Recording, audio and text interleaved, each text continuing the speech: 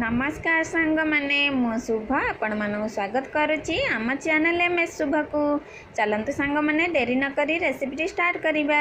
सांग माने आज आम कदली चिप्स बनैबा पूरा बाजार परिका घरे बनैबा।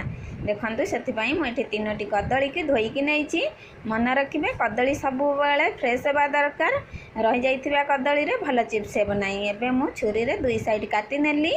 एबे मु एबे तार चोपा को छड़ाई नेउची। मन रखिबे भल भाव चोपा छड़ाई नेबे जेपरिक तार जो नील अंश रही था उपरकू सेगुरा न रहिबो। सेगुरा रहिले भल हेबो नै चिप्स। देखंतु सांग माने एइपरि भाव रे मु गोटे कदली रो चोपा को भल भाव छड़ाई नेली। एबे मु गोटे प्लेट नेली, गोटे छुरी नेली। छुरी साहाय्य रे पतला पतला करिकी भल भाव रे काटी नेउची। देखंतु एठी मो छुरी रे काटुची। आपण माने जदि चाहिबे चिप्स कटर रे काटी परिबे। देखंतु सांग माने मु किंतु एठी छुरी रे काटी नेउची। केते पतला करची देखंतु। बेसी मोटा रखिबे नै। जते पतला करि परिबे किंतु मोटा रहिले भल हेबो नै चिप्स गुराक।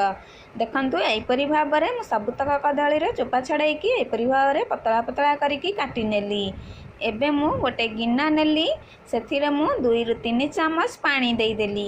पानी देईकी एबे मु गोटे चामच सेथिरे लूण देई दउची। लूण देईकी आकु आमे भल भाव रे मिलेई नेबा जेपरिक पानी रे लूण हमर भल भाव रे मिसि जिवो। आकु आमे साइड रे रखि नेबा। देखंतु मु एबे गैस रे कढ़ाई बसई देली। सेथिरे मु रिफाइन तेल देई देली। तेल देईकी गरम हेबा को रखि नेली। तेल भल भाव रे गरम होई गेलानी। एबे हमर एबे मु कदली की सब देई देउची। मन रखिबे सांग माने कदली पकेइला बेले कदली गुराक हमर गोटी गोटी हेबा दरकार। जदि सेटे रहिबो ताले भल हेबो नै। देखंतु सांग माने एइपरि भाव रे मु कदली की देईकी आकु मु मीडियम गैस रे 2 मिनिट पर्यंत रखि नेबी।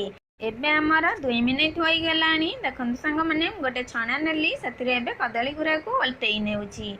कदली गुराक ओल्टेई नेली भल भाव रे सबतक कदली की मु ओल्टेई देली। एबे मु जो लूण पानी रखितली सेतुर चामच सेतिरे देई देली। चामच पानी देईकी एबे मु भल भाव रे सब को गोळेई नेउची। भल भाव रे संग संग गोळेई नेले हमर लूण गुराक सब चिप्स रे भल भाव रे सेट हेई जिवो। एबे मु गोळेईकी आउ 2 मिनिट पर्यंत रखि नेली। देखंतु सांग माने 2 मिनिट पारे मु पुणी थारे एको कदली की ओल्टेई नेउची। एइपरि भाव रे मु आउ 2 रु 3 मिनिट पर्यंत रखि नेली। देखंतु सांग माने एबे 2 रु 3 मिनिट होई गेलानी। एबे हमर चिप्स होई गेला। मु एबे भल भाव रे तेल रु छाणी नेली। देखंतु सांग माने केते सुंदर देखा होची। गोटे प्लेट नेली। एबे मु सबतक चिप्स को रखि नेली।